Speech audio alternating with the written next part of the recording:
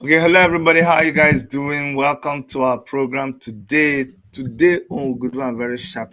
It's going to be boom, boom, boom. All right. Where do I start? T-pain here, fuel price there. We are hungry. We are dying. This one, that one, no money. All kinds of complaint. Full ground now. Even the people that thought that the thing is not going to affect them, even the people that thought they were immune to everything, everybody don't they feel it. Everybody is feeling it. In fact, when some of us were complaining so many years ago, so many long time ago, he said, go and sit down. When they say, hey, this thing that people are playing with, oh, when the thing mature, when John go mature, you people will hear it, oh, people say, go and sit down. We suggested all kinds of things. He said, go and sit down. Now, you are dying. You are collapsing. You are confused. You are filled with rage and agony. And you are agonizing. You don't know what to do. You've reached a crossroads. So what are we going to do? Don't get me wrong. I empathize with you. I understand what you're going through. But is that what you should be doing? The deed has been done. There's somebody that occupying the seat of power. There's nothing you can do about it now. But maybe there's some things that you can do. But we need to have a place to start in the middle of all this confusion. That's why today, my guest is somebody who, like we say here, been there, done that. You don't see 99, you remain 100. Maybe you don't even see the 100. Maybe you don't see 105, but you just come back, come stay. Sometimes go come for 45, 20, 30. Just say, I did look as they look. Until you come and ask him, then he will open up. That's his tap of wealth of knowledge, then tell you what to do. In Igbo, they say, the problem with elders now to see and keep quiet. But the problem with children, picking them, now to hear from the elder and make them know do. So without wasting your time, I'm going to bring somebody who knows what it means for comrades, for citizens to get up from where they are sitting down and crying about what is not working and begin to do something. I'm talking about Comrade Baba Aye. Comrade Baba Aye, you're welcome. Okay, that's Chidi, Abodi, Adehil. I greet everybody. Thank you so much. Baba Aye, for a lot of people who don't know you, I'd like to first of all indulge us by telling us who Baba Aye is. Let's not be humble here because it's important that we know who you really are. Well, thank you. Not, I'll say that first and foremost, I'm someone who wants a better society and realize that to win it, we must fight. And I've been doing that for the better part of the last 4 decades. I'm a trade unionist. I've been a trade unionist now for a quarter of a century. I'm a global trade union policy officer at the moment. I worked most of the period with the Medical and Health Workers Union of Nigeria as Deputy General Secretary when I left.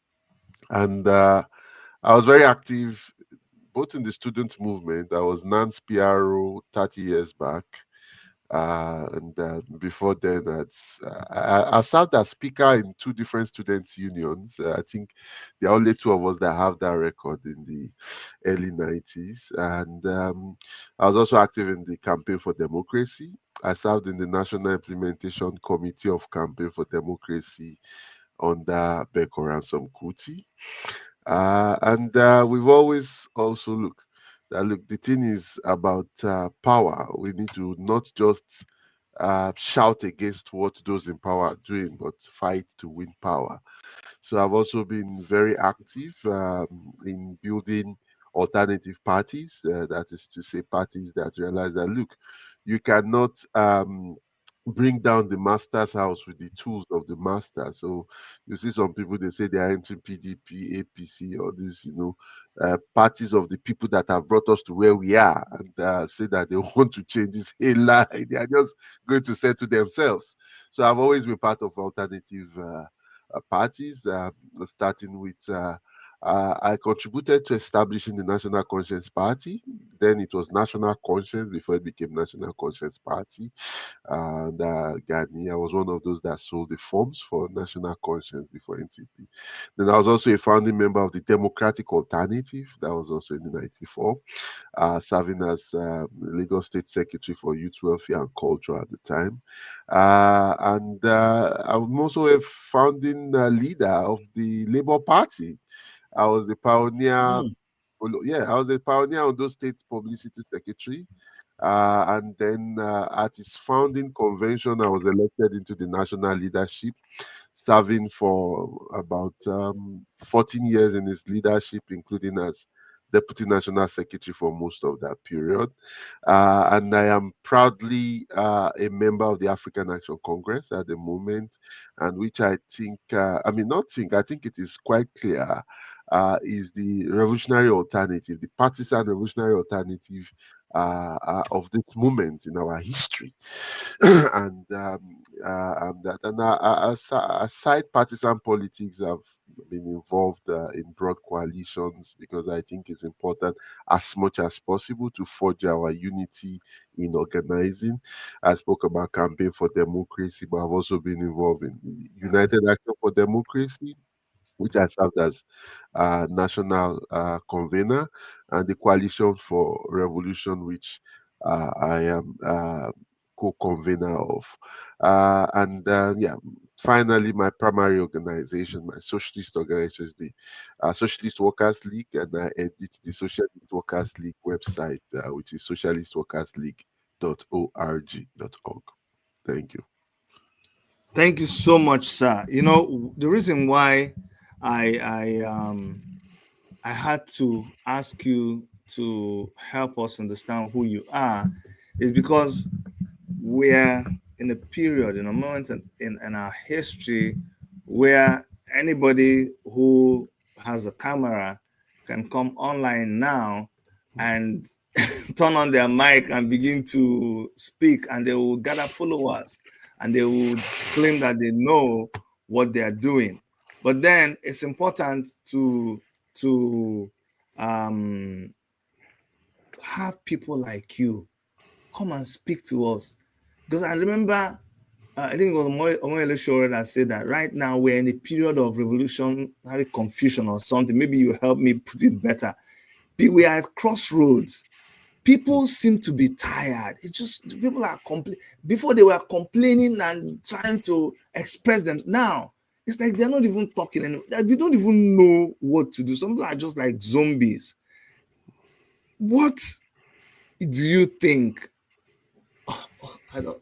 Even me, I'm almost confused. How did we get to where we are right now in the country? How did we get to where we are in Hmm. Nigeria, where it's almost like somebody hoodwinked us? Like people are not even like they are not even raising their hand to do anything. They are just like caught in a like people sleepwalking. How did we get to this point right now? What Hmm. is happening? Please let me understand. Very, very good question. To answer that, I'll start with this Yoruba proverb that when somebody will get killed, like when they carry tray where they sell na hawker, and Mm. the tray where he carry bends, and because they say why the tray bend, you go say, "Ah, you don't go look out for top, you go look everything. You need to look out from the foundation, And when you look at the K leg of where we are now in Nigeria, say na two legs. One of those legs now, the leg of our history. The Mm. second, and this is also always very important, the leg of the current global situation itself. Mm.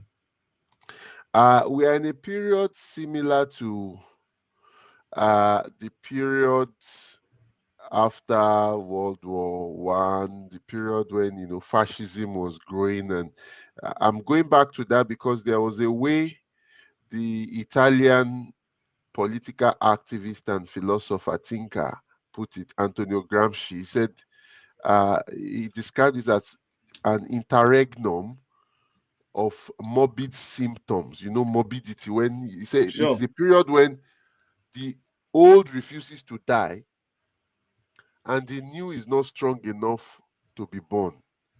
Mm. Then you start seeing Mm. different kind of jagbajantis. Mm. We're in a similar period. Uh, Globally, looking at the first leg of this K leg, I mean, when Fela was saying, no be there attach and Argentina, if you want to look at the situation in Nigeria, you go ask him, no be there Trump, no be there waiting with this woman for Italy, no be there, you are seeing the rise of anti-immigrants, this thing globally, no be there, you look at Africa, root today, and all that. So there's a general state of madness. Madness even gives it a flavor. There's a state of economic crisis, political crisis, Mm. ideological crisis. In short, general crisis, systemic crisis, organic crisis. Yam, pepper, scatter moments. And in this sort of periods, the question more than ever the need for revolutionary organizations. But revolutionary organizations are swimming against the tide.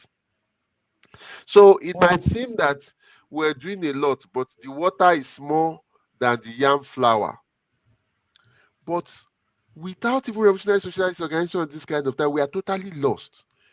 We can, because this moment of crisis also actually provide moments of opportunity for resistance. You will see that it's in this same period you had NSAS. It's in this same period you had bad governance. And I'm happy for you to grasp what I'm saying, the importance of revolutionary socialist organizations for seizing the moment, even within crazy, morbid situations like this. Without a take it back movement, it is very likely that there would not have been the NSAS. And don't take my word for it. I always tell people, don't take my word for it. You can say, is he not a member of that group?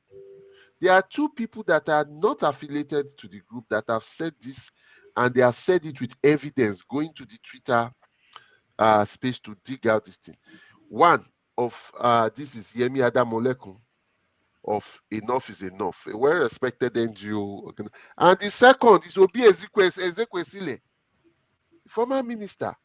I mean, even if you say that Yemi is also NGO, Obi has no reason to clap for Shure and TIB as being the Yeah. ones that gave back to take it, because police have been killing people and nothing happened. And even what people at times don't even know is what happened in Ugeli that day. One, the guy was not killed. This is not in any way to say that what happened is not a serious issue. It was not killed. Two, it was not even answers. But TIB and particularly its leader Moyele Sowore seized the opportunity, seized that period that resist, and they could seize it because there had been consistent work in mobilizing, in organizing. The revolutionary campaign has started, had gone on, and a lot of people forget. Some will say Shegelink or what's his name, that in 2016 introduced the hashtag. The hashtags don't fight. Hashtag only project fight that is taking place. Mm. The people that have been fighting on the ground for years against NSAS have been TIB people. I Baba, remember let me, so sorry, these are moments, yeah. I'm not cutting you short, but you said something. You said that there's been a global thing happening.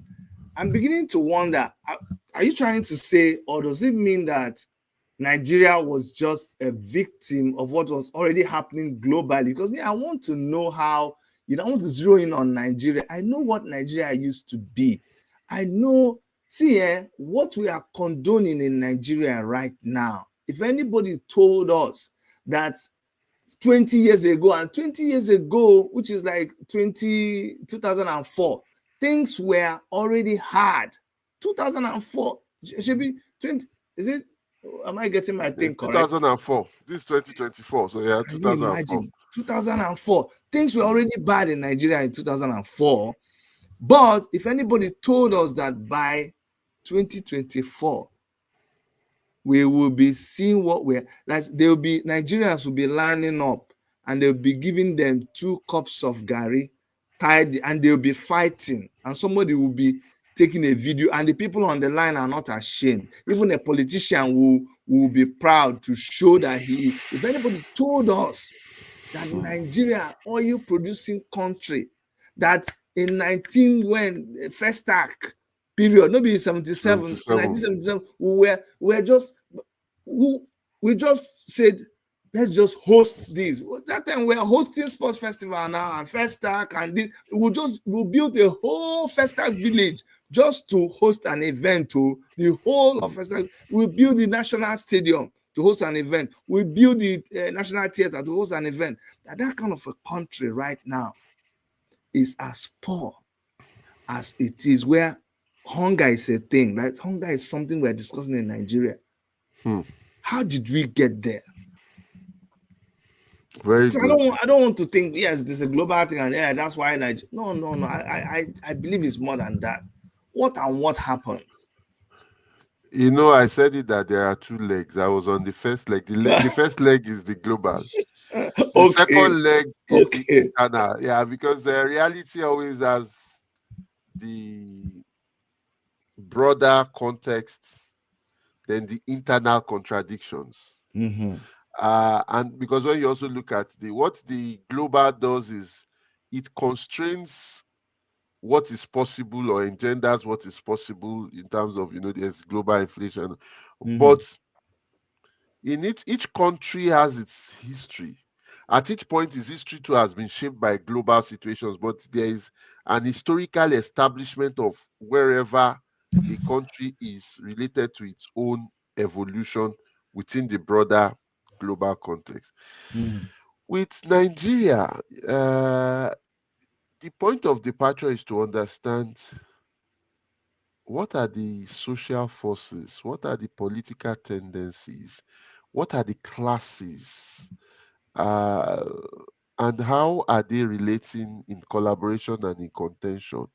Mm-hmm. Uh, in the Nigerian ruling class is one of the most decadent, one of the most self-serving, one of the most visionless sets of capitalists in the world.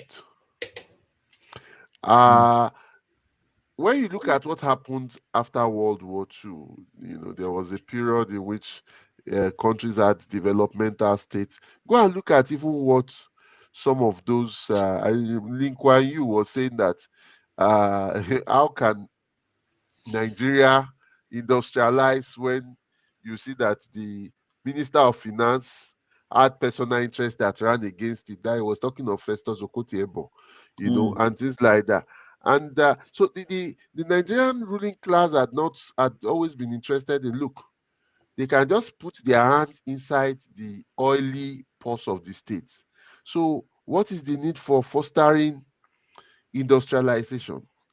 Uh, there was a short period where there was attempts at this, but also international situations partly contained this, the issue of structural adjustment program and all that.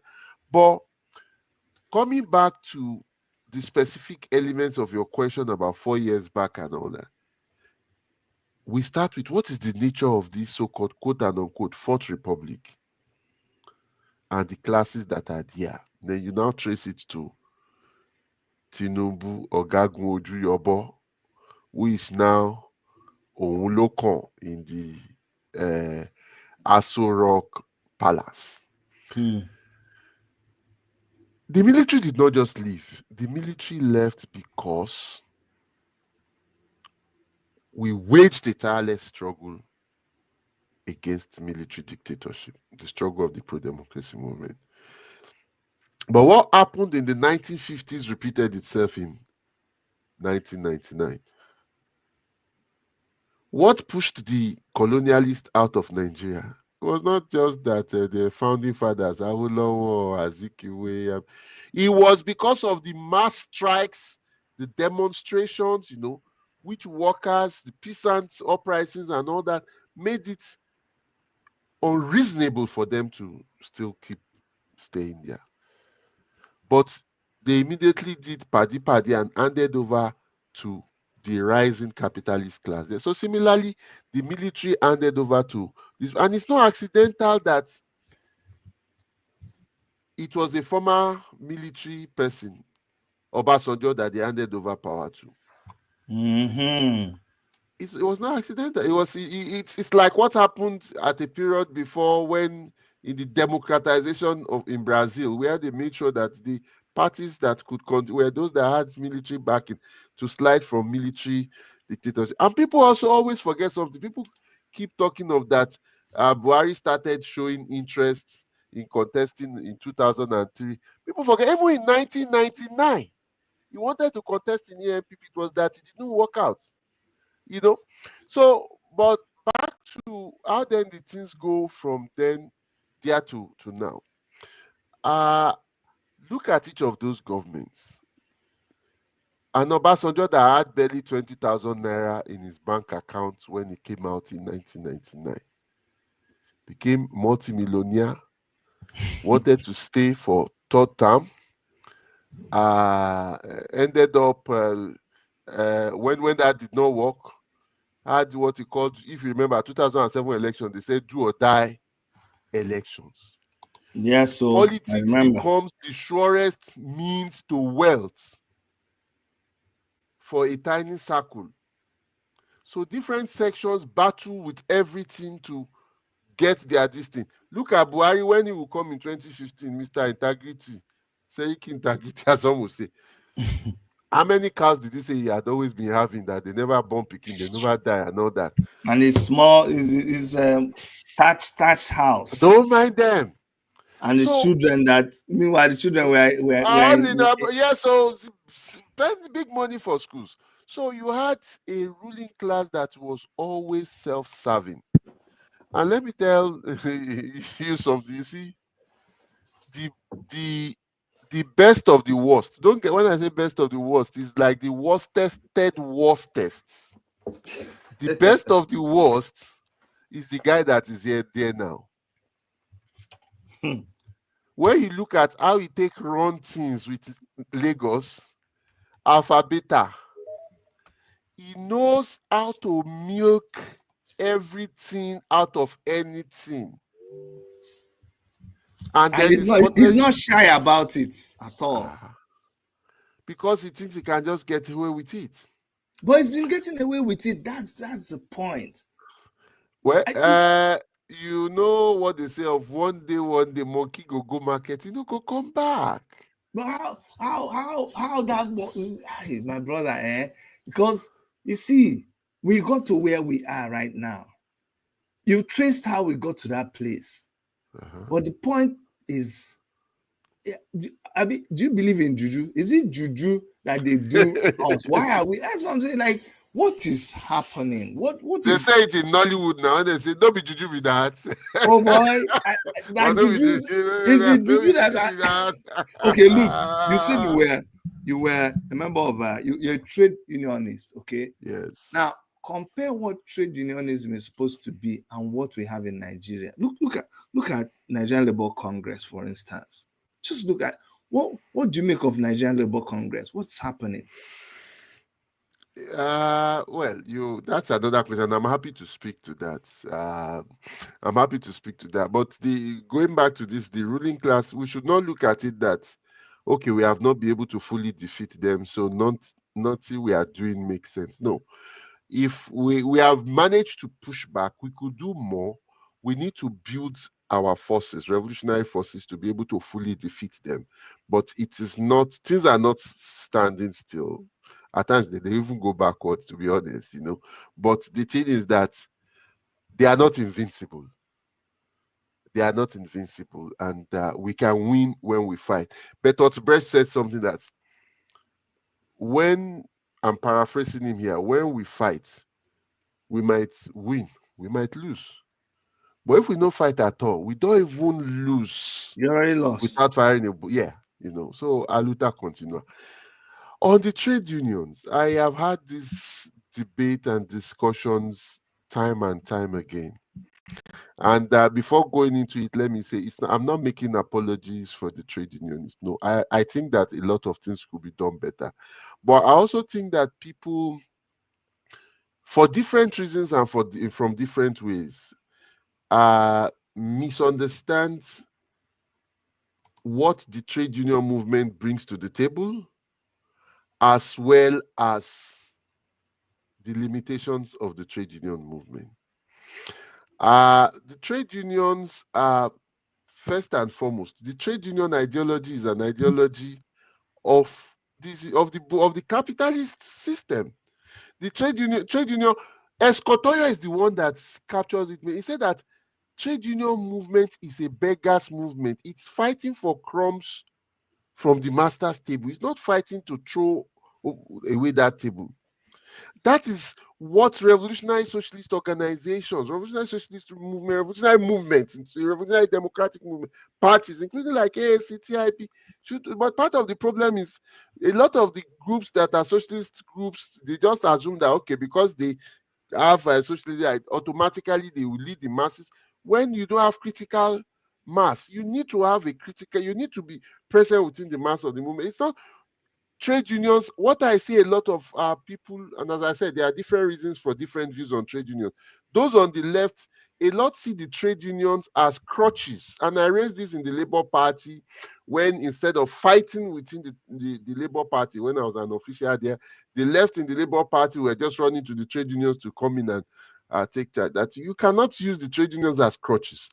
Then with regards to, have the trade unions moving or not? Of course, there have been a lot of rotten deals, and this cannot be defended. But what are the empirical facts about actions of the trade union movement? Nigeria formally became a colony, 1861, Lagos and all that. Between that and 1960, 100 years of formal colonialism, there was only one general strike, 1945. Between 1960 and 1992, there were two, well, some might say three, because you could talk of 63, but essentially it's 64, the Morgan general strike and the strike for minimum wage unit, were only two. In 93, 94, you then had about you had about three strikes. In fact, the most significant thing was in 92.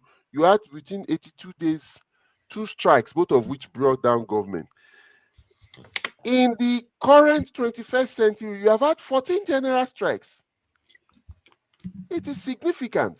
I mean, these are empirical things. You can dismiss of that. Well, what happened? It shows the power of the trade union in Occupy Nigeria.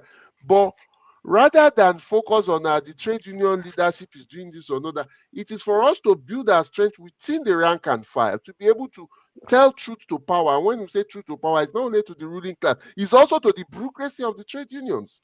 Because the bureaucracy of the trade unions, let's face the fact, are not, they are part of the working class in a broad sense. But I mean, the average president or general secretary in a trade union is a multimillionaire. So in terms of class, in that way, they are not capitalists in the class. But when you look at also the kind of investments they will put in and all that, they are materially closer to the ruling class. In 2004, 2005, some general secretaries came to complain to my boss, my general secretary, Medical Health Workers Union. Why? At one of the NLC schools, I pointed out that, look, the children of your general secretary or president are likely to go to the same schools with the children of your governor or senator, or for those in the private sector, your managing director, than your own children. So in essence, what you're saying, let me see if I understand what you're saying.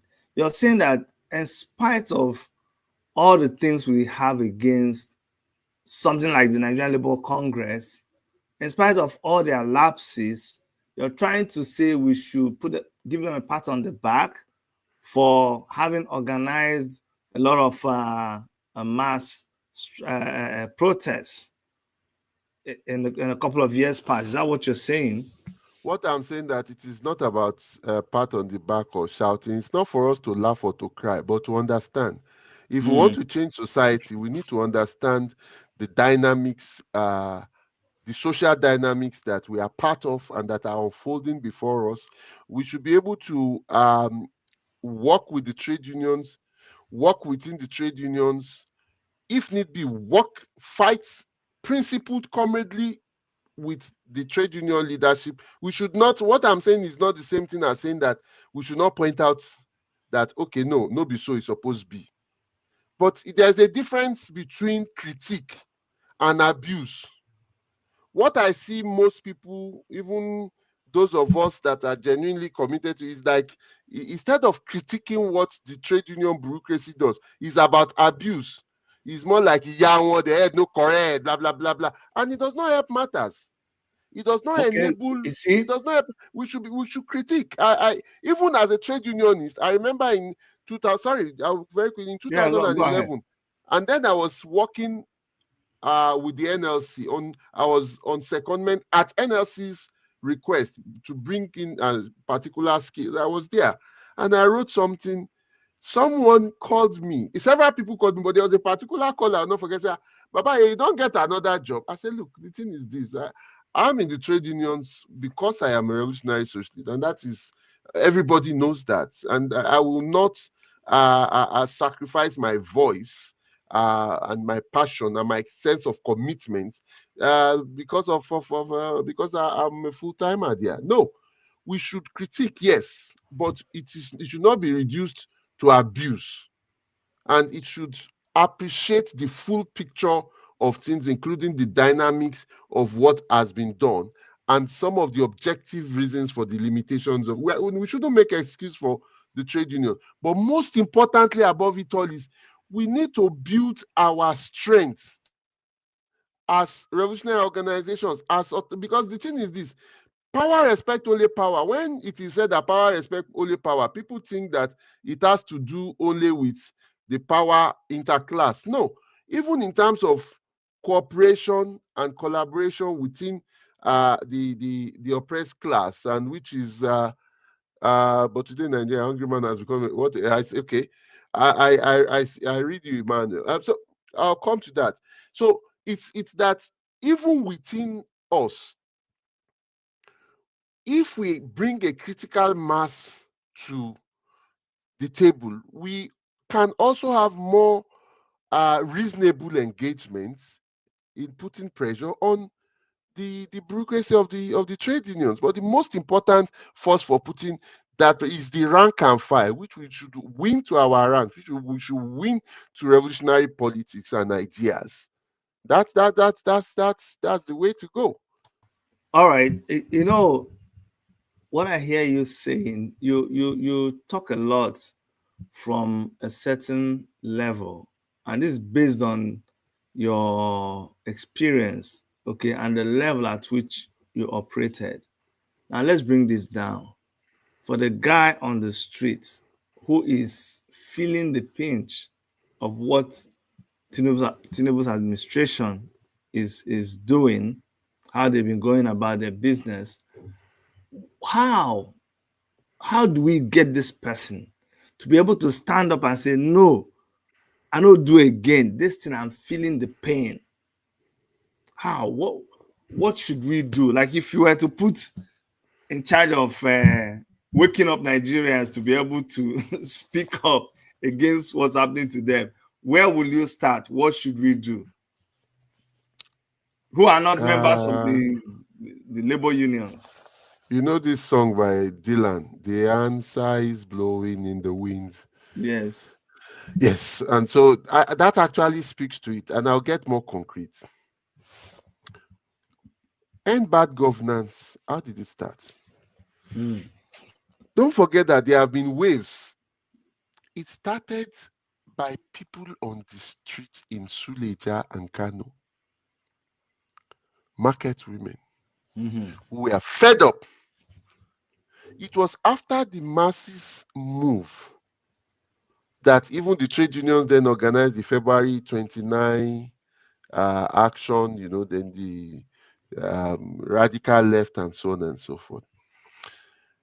The thing about this is the message to the average working class person is that it is we that can fight and win our own liberation.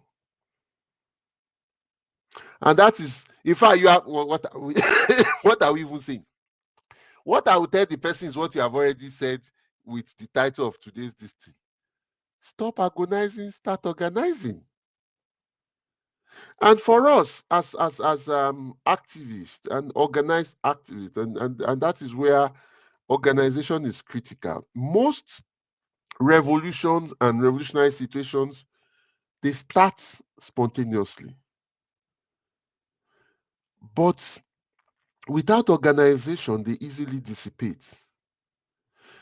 It is organization that turns the heat, like the way a steam engine turns heat into motion. And I'll give concrete example even in our history. Probably the largest number of people on the streets in Lagos ever was on July 5, 1993. I remember even Daily Times, that was the most conservative in the figures it gave. It said there were over 800,000 people. July 5. And why? How? After Tinubu, no, after, sorry, after Babangida annulled the elections, Campaign for Democracy, despite having been even against the elections, mobilized. I was a field coordinator then in Mushi with the likes of Femi Obayori. We we pasted, posted everything. I remember the day before that July 5, some of us were seated at Maria with what's his name? Beko. And Beko was saying, look, with the kind of that, definitely will have up to 5,000 people on the street. And we are saying 5,000, okay, with the kind of work we did, we'll have over 10,000. Eventually, there were figures of even over 1,000,000. And for you to have an idea of that, it was that day that I understood what is meant when revolution is described as festival of the oppressed. You see, from that MQ Abiola close, enter Toyin Street, enter Allen Avenue, enter Obafemi Awolowo Way, down to Agege Road. It was a sea of heads.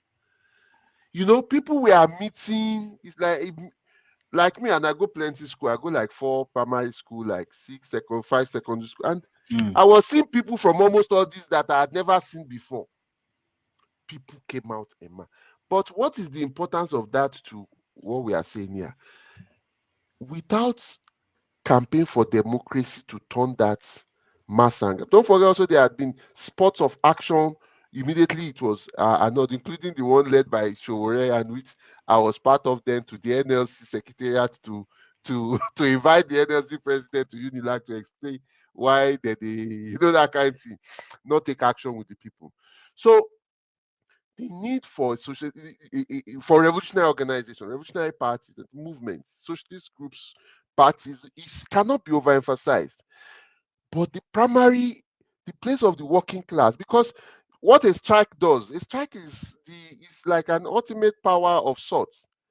But it is not something, and I'm coming back to the issue of the trade unions, because I see Emmanuel. Emmanuel, thanks for your comments, and this thing. I would want to respond to this because it speaks to what we have been saying earlier, that the trade unions are no longer working in the interest of the masses. Why do they always call off the strike even when the demands have not been met? They just settle them and move on. You are saying so. I don't hear you. Kenneth Chidi. I know say now something where you hear. I believe you are concurring with Emmanuel. I can imagine. But make I hear what they talk. When they talk, I dey concur with the man and say, I yes, know. I go I like make know. you talk about that one because honestly, I know you are showing sympathy for the trade unions, and there's a place and time for everything. But you see, right It's not now, to sympathy. the man on the streets, I want Uh, you to tell us how to organize. How? Where do we start? Do we? That's really very what good. I want to. How? Because they don't tire. The people, if the trade union, honestly speaking, I agree. I mean, I respect the things you're saying because obviously you know more than me in that aspect. But to tell you from face value, the NLC and their kinds have disappointed the masses. If they knew what they were doing, all these protests will yield something. But it looks now, just like Emma was saying, now it begins to look like they do this with the government. They do it in such a way that the government now it doesn't it does you know when you do like a protest or a strike, you know how the government will be trembling. Now you don't see them tremble anymore because you could almost read the pattern. So let's leave NLC by themselves. The man on the street, how does he start to organize? Because he's the one that is organizing more than everybody else. It is that man on the street. That's how do we get this? I know something in my head tells me like the answer is in the wind. It tells when I say how do we start organizing, I'm hearing that I should go and start organizing those people. But I'm asking. No, no, no. We all have roles to play there, but we will not leave in. It's not even NLC. You see, I think there are a number of concepts and social forces that are interrelated but different, and which we collapse together. Mm. There's the trade unions, the trade union movement, the working class. NLC, for example, is not a trade union. Mm. It's a trade union federation. It's a part of the trade union movement. It is not a trade union. Mm. Because the dynamics are different. The members of the NLC are not workers. The members of NLC are affiliates, are trade unions. Oh. It's trade unions members are workers. Members of NLC are not, in the broad sense, I say they are, but they are the and it comes with different kind of dynamics. So who is the head of the trade unions? Who organizes the whole trade unions in You have Nigeria? trade union federations. Then you have trade unions. So Then why within trade union, so why hasn't the trade union, which is like okay, but actually when the you look trade at it, union movement. But the mm-hmm, working class movement is also broader than the trade union movement. mm-hmm, It encompasses even unorganized workers in the mm-hmm. informal economy. Let me to link this. What does the average worker do, and how do we fight to change the issue of trade union? One of the underappreciated actions, I think, last year was the independent union of the union of the action by independent bus drivers in Lagos, Mm-hmm. the strike. And do you know why it's important? This is a union in which it has close working. In fact, it's declared its full support for the AAC gubernatorial elections because it's independent of the, like for example, you see the NURTW2, you have the what's the MC Oluomo and all those kind of Mm-hmm. people, you Yeah. know. So is that to what extent do we as revolutionary forces have win working class forces to our ideas?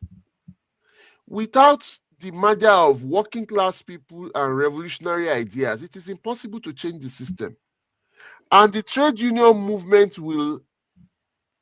they could be pushed, but they are not primarily revolutionary organizations. And the people that have the democratic right also to even push them are the members in the trade unions. So the thing is, to what extent are revolutionary organizations taking ideas for total liberation to the rank and file worker instead of trying to use the trade union bureaucracy as crutches and then go. You see, when I hear people talk of, like, for example, my very good friend Maz, they saying that the trade union betrayed the masses. To me, it's like when you say, oh no, the cows have betrayed carnivorous people. Imagine there is meat there and they are not eating it, they are only eating grass. The trade unions are being what they are. The trade union bureaucracy, which are the ones that give thanks, which are the ones that lead the trade union movement. They are doing exactly what they are made to do, which is to mediate between capital and the state, that's government on one hand, and the working class on the other. They are not built to overturn the system. You see, it's easy to, like, when people always give this idea of the good old days, the old days are better. What is the actual empirical fact? I spoke about that. You had only 2 general strikes in the first 30 years of Nigeria's independence. Yeah, in the first 30 years, you had only 2 general strikes. Did any of them win their total demands? No, no. As I keep repeating, this is not in any way to rub the head of the district. Is that the nature of trade unionism is give and take, collective bargaining ideology. You understand what I'm saying? It's Yeah. partly because people don't know history. And they just assume that, okay, before the trade union, we're always fighting and winning all their demand. No, check it. So see, What I'm the trying. offense? See, my Yes. brother, I'm trying to break it down here. So trade unions are different from the labor congress because according to you, trade union is people who are working, they have a job, they belong to the union for people in their work, in their profession, whatever they're doing. That's trade union. But the labor congress is now everybody, whether you get work or they get, or No, whether you no, no. have work or Let me break it down. Let me break it down. Let me help break me it down. understand. The working class is everybody that works, whether you are employed or not, Mhm. and whether you belong to a trade union or not. Working class, and we constitute the majority in the society, and Mhm. it's the working class that is most exploited by those that are exploiting all of us. So it stands to benefit most and has the power to overturn the system. But now, the trade unions are the primary organizations for the economic defense of workers that are organized, mainly in the formal sector. For example, Nupeng is a trade union. NUT is a trade union for teachers. So many, NAM, Nurses Union, all these are trade unions. Now, trade unions and their primary concerns are economic. Even we often face just the issue of the general strikes and all that. And I mean, but you also have strikes by trade unions, like you have Joesu go on strike for workers in the health sector and all that. But that's another kettle of fish. The trade unions members are workers. Then the trade unions themselves and the leaders of the trade unions themselves are also part of the bureaucracy, come together to establish trade union federations like the NLC and the TUC. So, and the thing is this, with the trade union, is like the higher you go, the cooler the breeze. That's why you see, although, I mean, of course, like every rule, there are exceptions and all that. A trade union leader is more likely to be radical at the shop steward, that is workplace level, than the one at the state council level. The state council level is more likely to be radical than the one at the national level, because the higher you go, the more the body, I mean, honorarium, check-off dues, and all that as well. So the trade union federations play a political role, and I know that is why the issue of NLC strike, all these things come up, and because they are the ones that, when you talk of general strike, is usually mobilized for by the trade union federations. So what I'm saying is that it is not for us to see the trade union federations as crutches. Yes, we can argue that they cannot reduce their demands to simply economic demands. We can push for, yes, there's the need for political action. There's the need to fight for even much more than just the working class, the organized workers. But it's also about how do we mobilize within the working class as a, between NLC and TUC and their affiliates. The total number of workers they organize is much less than 10 million. What what are evolutionary organizations doing in terms of reaching out to those union, but even beyond that, outside that? And that's why I gave the example of the Independent Bus Drivers Union, which was radicalized by African Action Congress and Take It Back movement. What are organizations doing in the working class communities? And that's another great thing TIB did, because when we're talking of how do we organize, in 2019, the TIB organized community resistance in Mushi, in Oshodi, in Orile Gomu, in a number of places against epileptic power supply and crazy billing, you know. And so how do we raise, even in Okitipupa, Benin, Enugu, TIB comrades organized. No, that of Enugu, I think, was the community, but in Benin, Okitipupa, they shut down the road, the highway leading to Ore and all that. So we should not we should not just simply castigate the trade union. We should criticize, we should critique that, yes, so and so is, but when we reduce it to just abusing, it does not serve any genuine purpose, and rather it masks what is the weakness of the revolutionary left. It's understandable that people that don't grasp the dynamics of things might just see it as the trade unions are betraying and all that, but it is for us to take the level of understanding beyond beyond this to a more scientific one, because if everything is the way they appear, there will be no need for science. Yeah. So at the end of the day, it still has to be like you're making an excuse for the trade unions. But okay, trade unions are there. Um,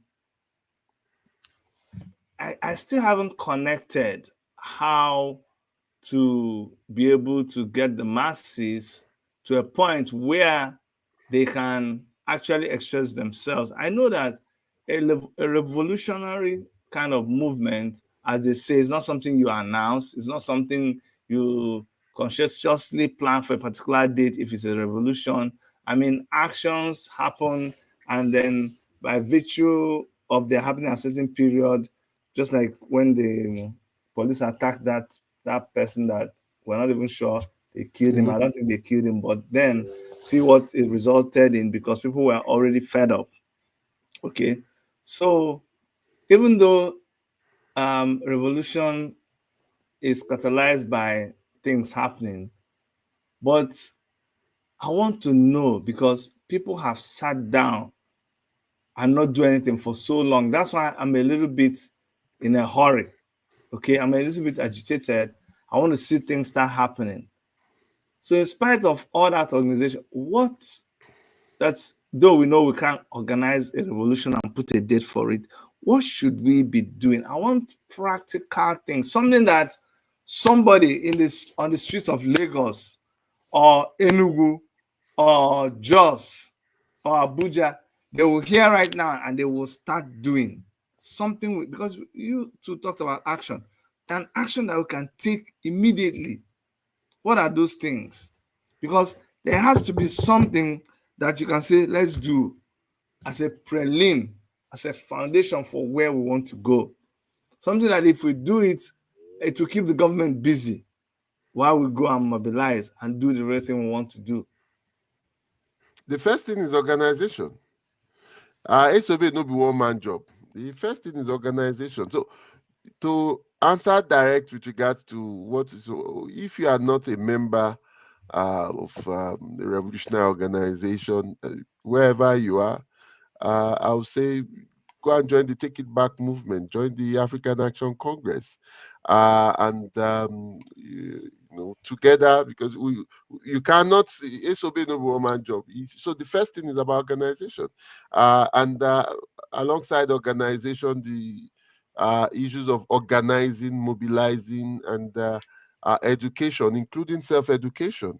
I mean, you cannot. I think it was Che Guevara that said the first duty of a revolutionary is education, to know, waiting you sabi, you be master of. Waiting you know sabi be your master. And Mm. part of the problem is that in Nigeria, if you don't want people to see something, put it inside a book. I mean, I'm not like every anecdotal term. That is just talking generally. But the fact is that people do less and less of reading. Uh, um, you really can't change society without understanding it. The point is to change society, but first you have to understand it, and that includes both learning from experience. The biggest school in the world, the biggest university in the world is life itself. So you learn, Yes. but there's also the theoretical dimensions of it, learning from, because experience is the best teacher, but other people's experience are cheaper than the experience that you go through. So you learn from history. Stuff. Yeah. And you need to read to do this. And who The was one it also about the that? one about reading. The one Mhm. about reading for the man on the street. That one no work. Oh. Well, no, the thing is, why you keep even saying man and woman, and Woman, okay, because man and woman. I want to be everybody, yeah, politically correct. I and beg you. person, When I say man, no, I no, no. mean man and woman. Everybody, man, woman, Everybody, binary, please. non-binary, and so. But Yes, I the beg. thing is, yeah, the thing is this: you need to, because we cannot just say that people read. Though it's just that they spend hours doing scrollology, reading Facebook, reading Instagram. We have to change our mentality. I mean, this stop agonizing, start organizing. It was popularized during the civil rights movement in the United States of part of North America. Mm-hmm. By it was in the 60s, and people like Kwame Ture, who was initially Kamli Stoke. What's his first name? But anyway, Kwame Ture, so they were the ones. And what am I trying to draw out? I mean, Black Panther parties, although you had to read. Look, you had to read. You had to read. It does not mean that you read the kind of cake book, thick books. Like, you don't need to read cake book. Even at times, pamphlet, 2, 3, 4, 5 pages. I think one of the most powerful pieces on socialism is the one by Albert Einstein. Why am I a socialist or something like that? And many people don't even know that he's a socialist. And it's just a few pages in the monthly review. So you have to read. But it is not just about reading, because I mean, it's not just about interpreting the word, it's about changing it. You have to organize, and organizing entails, reaching out, within your workplace to other workers, within your community to others there, within your campus as students and all that, and building forces together to be able to challenge the system. And to Because you see, at times people will be like, this thing is a long time, nothing has changed. When you look at it, there are changes. But yes, revolution, social revolution, going beyond where we are now, it's not just something that you also need to have revolutionary patience, because it is a marathon, it is not a sprint. There's something Escotoyo, I mean, once told me about a discussion he had with Michael Imodu. After he finished his master's, then I think it was actually his second master's, if I'm not mistaken, in Poland. And he wanted to come back home because, he was keen on coming back to the struggle. He said that Baba Mudu said, look, we need our own intellectuals, this that finish this thing that look, your PhD, the struggle won't finish before you come. There will always be something to fight. That's what's on the street in Nigeria. You go say, well, I'll be like bicycle. So they say that we haven't seen something like this before. We are just using it to scare the person, because part of what of that, look, this thing, it doesn't change all this while, and without looking at some side and aspect of what it's in, and most importantly, our building force to be able to overthrow things. It can be demoralizing, especially where people are also not ideologically rooted, and that is part of where the reading also comes in. And people see both the short term, the mid term, and the long term of social evolution and the struggle to change society for the better, and the struggle, the revolutionary struggle for total liberation that is at the heart of what is to be done. I want to just sorry, I was trying to connect myself. I wanted to share with people, guys. I want to, just in case some of you are wondering how you can belong, I can tell you what I know. I can't tell you what I do not know, because I'm a member of the Take It Back movement, and it's a revolutionary movement. You already heard that, but I'm gonna go. It's just to help you if you wanted to become a member. Okay. What was I? Thought I pulled something up. Did I? Did I? Oh, I was looking to pull up the Take It Back movement. The website, no? Yeah, the website. It's okay. Let me put the link here. I'll put the link here, and let's take it back. Takeitbackglobal.com. Yeah. Yes, takeitbackglobal.com. That is the website. Okay, takeitbackglobal.com. If you wish to, you can you can uh, you can actually join when you get there. Takeitbackglobal.com. The reason I wanted to go there is to be able to show people how to navigate to the page. But just type takeitbackglobal.com and you will see how you can join the page. Okay, this is the page. This is the page here. Um, the alternative. Okay, you can read about so many things. From this, they always want to feature what is going on out there.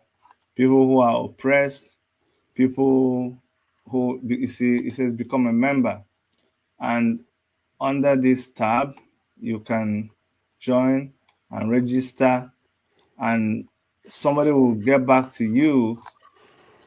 So like I said, remember, it's takeitbackglobal.com. Takeitbackglobal.com. It's not good to sit on the fence, even if you're not joining Take It Back Global. From what Baba Aye is saying, make sure you join something. Make sure you read. Make sure you get involved. Don't just sit back and keep complaining. For me, that's the one that kills me. You just keep complaining. You're not doing anything, and you think something will happen, or you're just saying that people who are doing are not doing enough.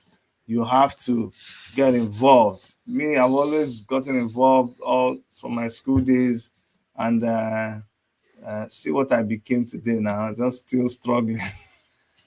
And no, Aluta continua until victory. I'm telling You you. know what the Cuban revolutionary said is, I mean, liberty or death. I mean, so it's Yeah. whichever comes first. Just quickly, I because there's some things on the chat. I was going to move for very lovely, interesting discussions. Thanks, and thanks, Florence. I'm happy that the explanation was useful. And yes, Adeyinka, you got Stockley Carmichael. That's a Kwame Ture. of this Student National Coordinating, the Non-Violence Coordinating, SNCC, Student Non-Violent Coordinating Committee. And incidentally, he was also partner to Maria Makeba for some time, and they lived in Guinea together. Wow. What Dean said takes me back to, when I was saying the two legs, and how the two legs of that K leg take waka together. Often people talk about, the trade unions, they don't fuck up, it don't be like before. But Dean pointed out something of that back then in the college, student union leaders. If you look at NLC vis-a-vis NANS, you will see that what I'm trying to say here is that there has been a major degeneration ideologically from the 80s. And I happen to see it clearly because I spent almost a decade in school due to political victimizations. If I went to 3 universities in Nigeria and in different zones, the Ilorin, Lagos, Enugu, and then also 3 outside. But that's another story. But the important thing here is that, and this was between the 80s and the 90s. So what happened after that? Now, is it not the same Nance? They will be stumbling over each other to give awards to the same people destroying Nigeria. You understand? So but what is the major difference between then and now? It was that the students, most of those student leaders you see as of that time, Dean, were socialists, were revolutionaries. And there was a culture on the campuses with socialist groups. In those days, as people are coming into school, you see radical news boards, you see socialists, which is just as the evangelicals, they try to win people to join them, say, Jambite, the socialist groups too are winning and all this. But now, there are very, very few socialist groups on any campus and only on few campuses. And that is also part of the importance of a group like Take It Back movement. It's the only radical group of any sort that is on a wide spectrum of campuses, So there's a lot that still needs to be done, but part of the problem is we need to know, to borrow from Chino Achebe, understand where the rain started beating us to know waiting day and what is to be done. You know what, Baba,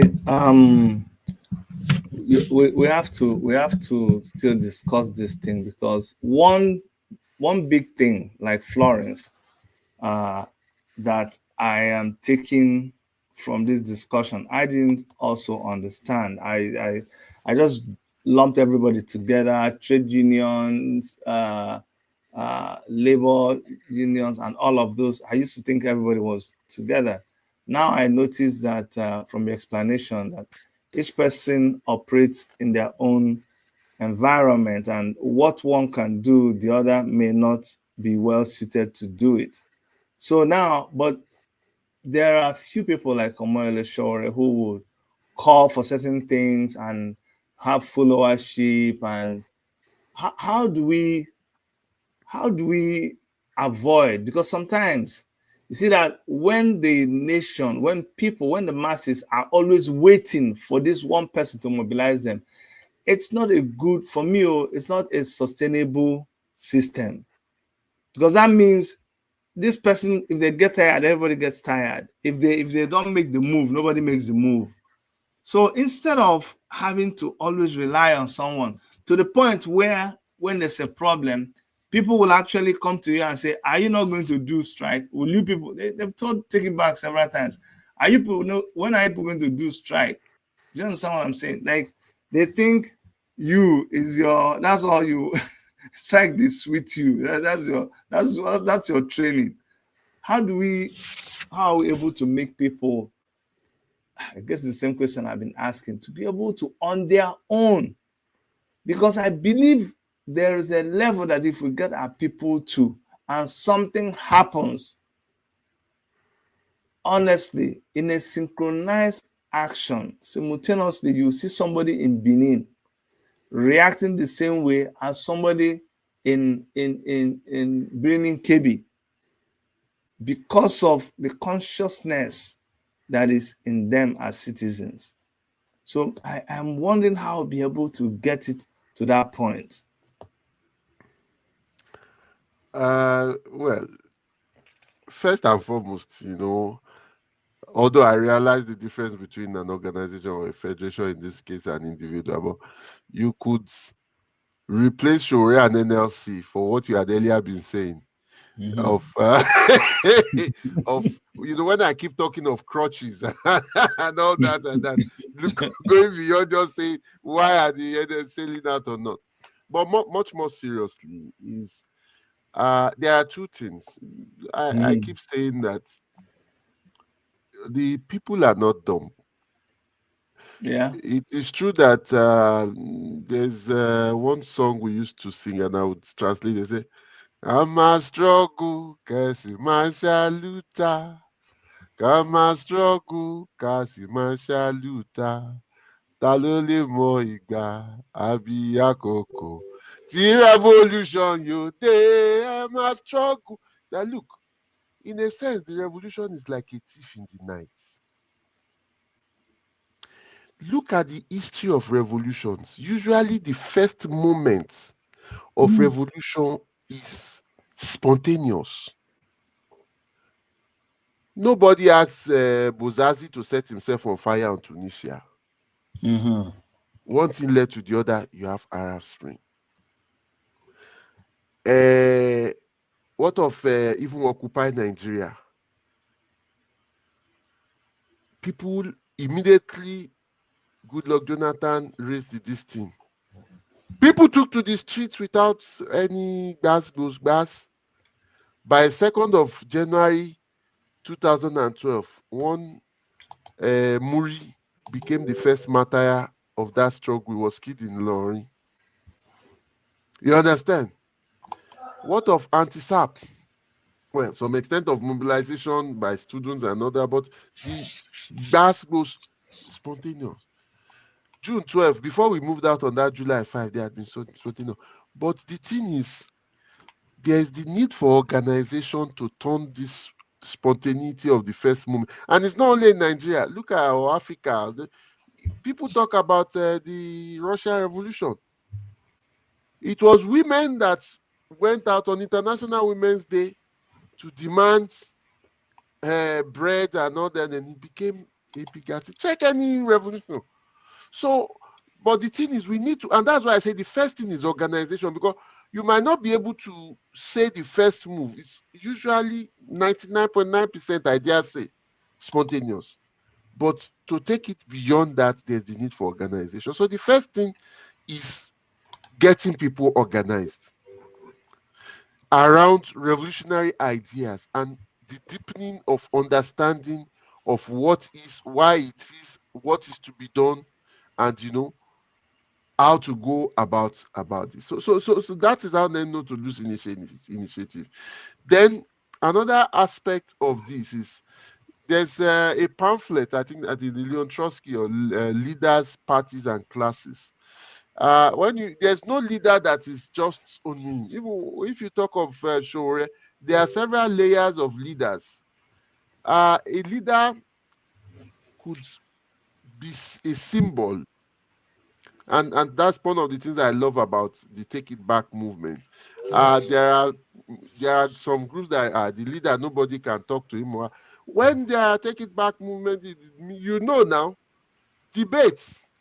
And this is part of the beauty of it. This is part of the dynamics of it as a revolutionary democratic organization with robust internal democracy. There are even some of these groups that say socialism, you cannot talk to their general secretary, and they are not more than 20 or 30. This is a group that has thousands of members, and you have critique of even its leader within this thing.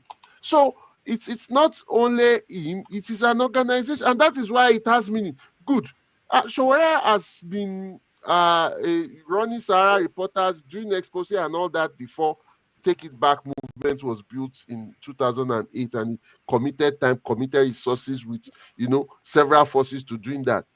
But it took Take It Back movement for him to be able to organize a revolutionary campaign, even when he was in jail that went on. I don't know if you understand. So Mm-hmm. there's a difference. There's a difference between post also pre-take it back movement, sure, because these were the two periods where it was not just a voice, it was symbolic of a movement. Or as in the case of also, then the union, even be because it was also JCC chair for Lagos and all that. So even for both leader and everybody, the point of departure is organization, internal democracy within this organization, but political education and mobilization. We cannot just say we predict when revolution will start or this time, but we have to fight. Even, if we cannot walk, we crawl. If we are if we cannot run, you walk. If you cannot walk, you crawl. If you cannot crawl, you shout. Keep moving. Yes, just keep moving. Yeah, but you move with sense, so nobody say just they move anyhow. And that sense goes with theory. It's theory and practice have to work together because I mean it was Kwame Nkrumah that said it, that we have to act as the men of action with ideas. He talk you as a talker, but the way I usually think is that look, theory without practice is lame. Leg the pain, I know if you work out well. Mm-hmm. But practice without theory is blind. You understand? It's like BBC, according to Fela, big blind country, how they go know whether, the eye, whether you go borrow eye in the country of the blind. You understand that? Mm-hmm. So it's important, theory and practice, building organization, mobilization of working class people in our unions, in our communities, you know, and mobilization, consolidation of and also uniting our forces. That's the way to go forward. Look, we might say that we haven't fully won, but we are not losing. We are not. The greatest force on earth is our collective strength. We have shown this time and again. NSAS, the trade unions have it, but it is limited when it is informed only by trade union ideology. And the trade union bureaucracy's ideology is trade union is part of the ideology of the capitalist system. It is a negotiation ideology. It's an ideology of collective bargaining, but we need to dip into, go beyond that. We need to build revolutionary forces with deep roots within working class people and youth. And we have to be consistent about this. And we should not be under any illusion. It is not a sprint, it is a marathon. We fight till we win. We win total liberation. Ah, Comrade Baba Aye, I don't want to abuse this opportunity of bringing you live.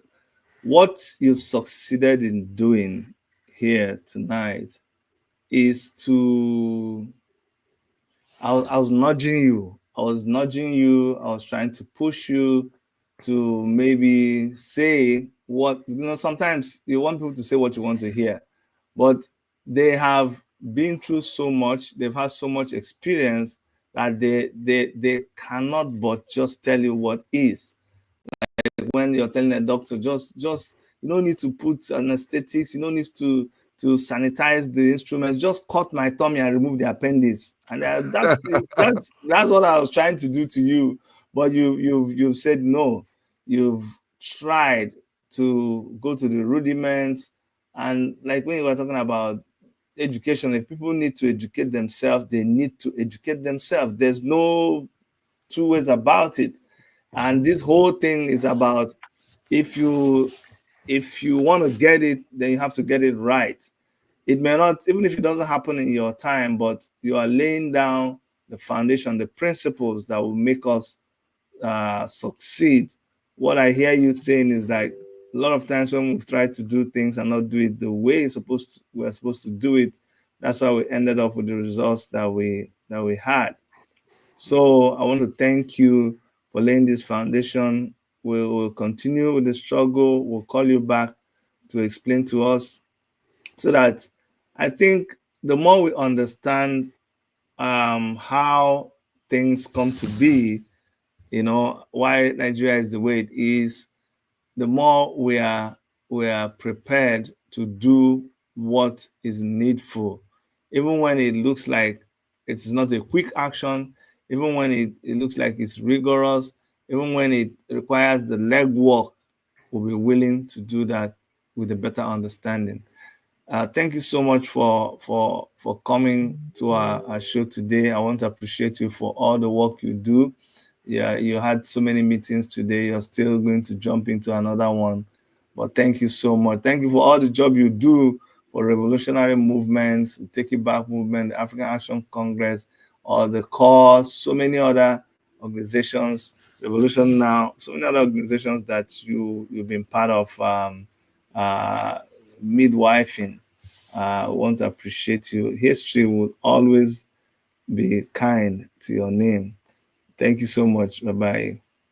Thank you very much. I really appreciate your kind perspective to this, and keep on the good work of the worship ministry with this sort of programs. And a luta continua, Victoria Victoria Sata. Aseta. Thank you very much. All right, Thank you. bye. Thank you.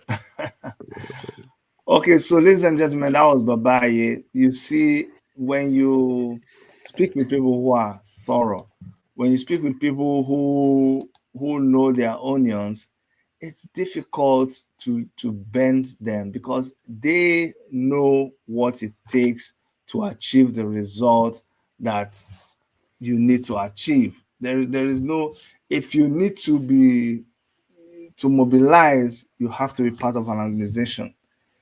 it, to be part of an organization, you need to research and find out what is happening in your neighborhood.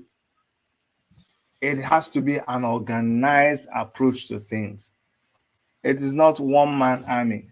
When they did NSAS, we were saying, oh, NSAS did not have a leader.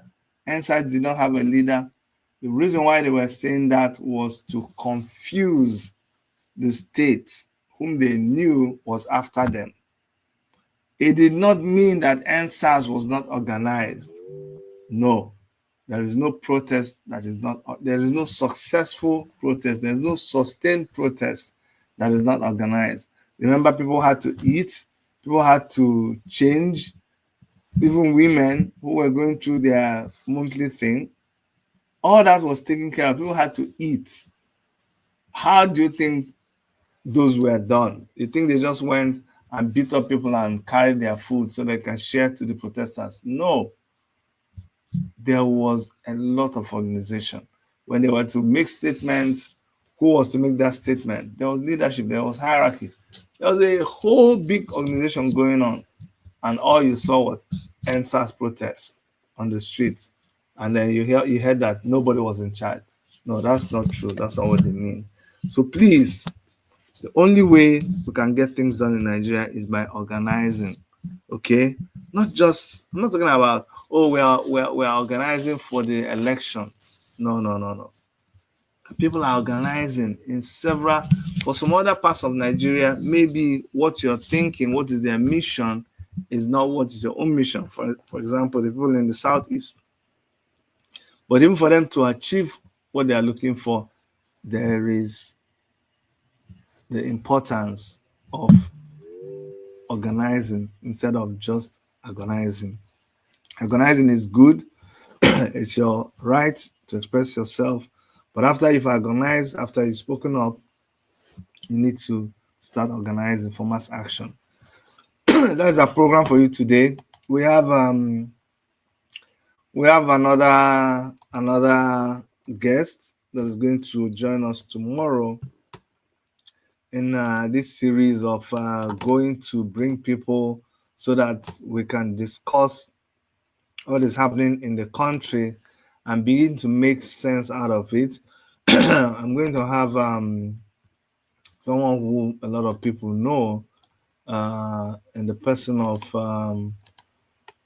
um, Dele Farotimi. Is a lawyer. I'm going to bring him here by 1 p.m. 1 p.m. In Canada here, which is about 7 p.m. in Nigeria. So you'll be talking to us. Please make sure you don't miss that. and then let's just keep trying. We may not see a lot of results right now, but I don't want us to give up. I want us to just keep making an effort to understand what is going on in the country and maybe provide a solution. I want to thank everybody who tuned in. Please, there's something YouTube keeps telling me. If you have not clicked the notification bell, please do so, because that's the only way they will inform you when we come live. A lot of you don't know when we come live because you don't have your notification bell, on. So please do that so that you know when we come live. And then there are some videos we posted on our link. Please, on our channel, go and see that video. It's about what's going on in Anambra State and with the Biafran struggle and Simon Ekpa and all of that. So I'll see you guys tomorrow, okay? On behalf of Dr. Erica, my name is Dr. Chidi. Bye-bye.